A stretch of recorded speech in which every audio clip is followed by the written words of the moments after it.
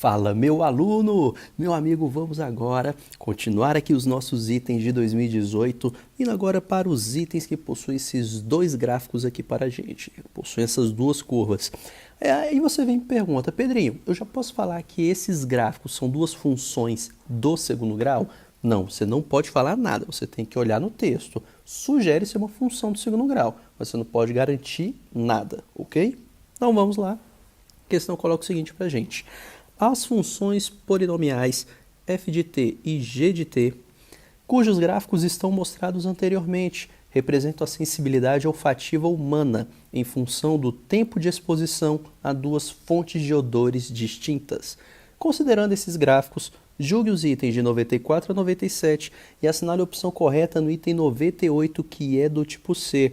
Então veja que a única coisa que ele falou para você é o quê? São funções polinomiais, ele não te falou mais nada.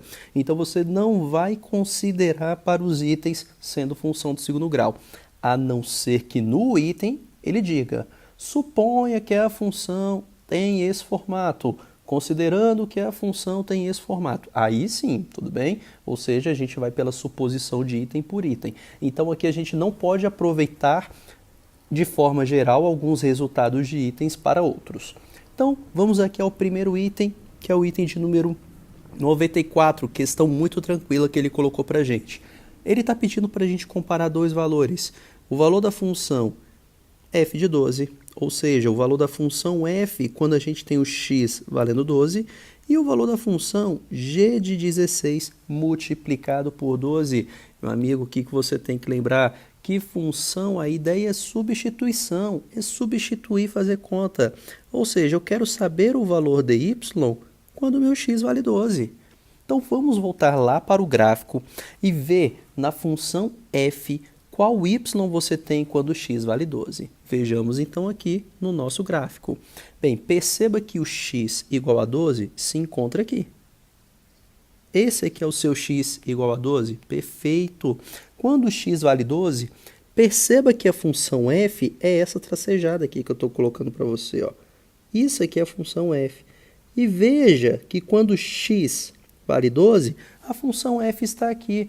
Ou seja, o valor que você vai ter da função f é exatamente zero, porque você não tem altura alguma. Então, já podemos falar que o valor da função f, quando x é 12, é de exatamente zero. Perceba que na vertical, a altura que você vai ter aqui relacionada é exatamente o y valendo zero. Perfeito, meu amigo? Tranquilo isso? Fechou. Então, já temos que o f de 12 é igual a zero. Vamos agora para o g de 16, ou seja, o que eu estou querendo de você? Eu quero saber o valor da função g quando x vale 16. Esse aqui que é seu objetivo, saber o valor da função x, aliás, o valor da função g quando x vale 16. Voltemos para cá. Sendo assim, veja que agora o gráfico da função g é esse aqui que eu estou destacando de azul.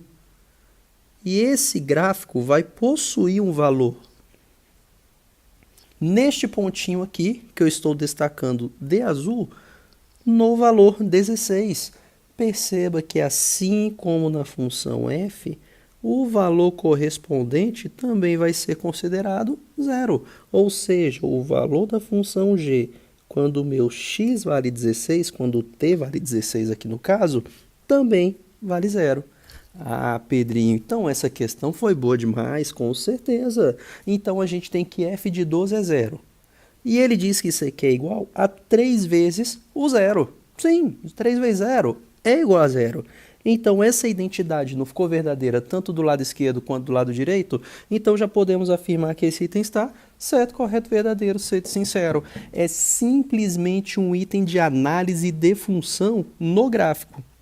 A gente saber identificar o valor de y a partir do momento que ele fornece o valor de x. A gente conseguir saber o valor de y a partir do momento que ele fornece o valor de x para a gente. Que aqui, no caso, o nosso x corresponde a esse t que aparece aqui para a gente. Tranquilo, amigo? Item muito tranquilo, muito claro aqui, que vai estar sendo É bem facinho, você não pode perder de forma alguma em questões de vestibular da UNB. Tranquilo, amigo? Então ficamos por aqui e eu te aguardo no próximo item. Até mais!